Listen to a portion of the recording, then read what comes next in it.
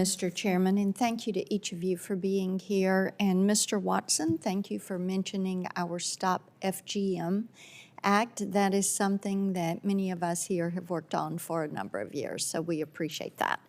I want to change the subject just a little bit. We've talked a lot about Ukraine, but I want to move it over to China and the atrocities that are being carried out by the Chinese Communist Party against the Uyghurs. We've also seen an uptick in violations against the Tibetans and the Mongolians. And as I've listened to you today, and as I've thought about what we're viewing, whether it is what's happening in Russia, in Ukraine, what we're seeing in China, what we're seeing in Iran, you know, I'd like to hear from you, how do we best move forward to hold the Chinese Communist Party accountable for what they're doing? We're hearing there are 1 million Uyghurs that they are holding in camps. We hear that others are targets, they're harassed, they're surveilled. So, Mr. Rosenbaum, let me come first to you, and then Mr. Watson, if you'll have anything to add to that. Thank you, Senator. Again, thank you especially for your concern regarding these horrible crimes that almost unbelievably in the 21st century are still being committed. The two countries that you mentioned, neither of those countries is at war, and yet crimes are being committed, as the Secretary of State has, in particular, has made clear publicly.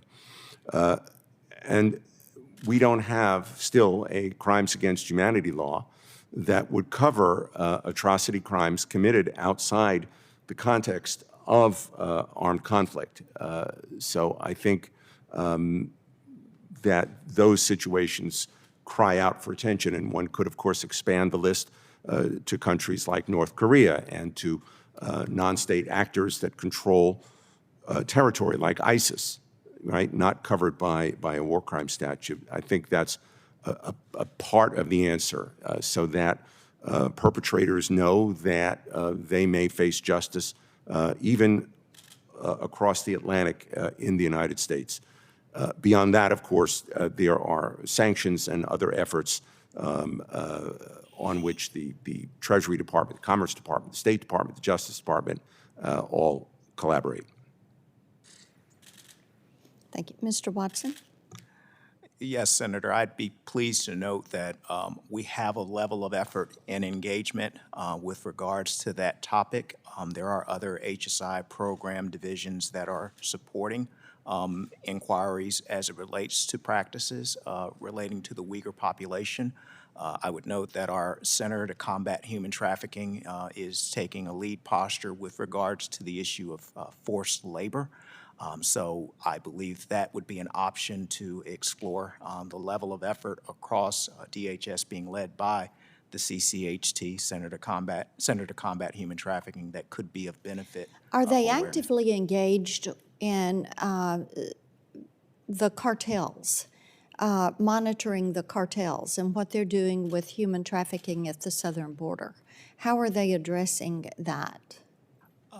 I thank you for that question. I would be happy to take that back for I a would love to get an answer to that. When I talk to local law enforcement and what they're seeing with the human trafficking, the sex trafficking, the physical, emotional, mental, sexual abuse of people that are being brought across the border, many times it is just horrifying to think that this is happening.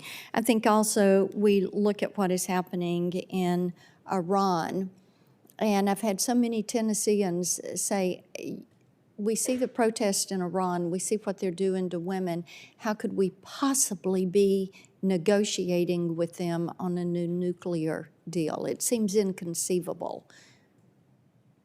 So I am glad to see Senator Grassley and Senator Graham's bill dealing with human rights violators. I hope that that is something the committee will choose to move forward on. Thank you all.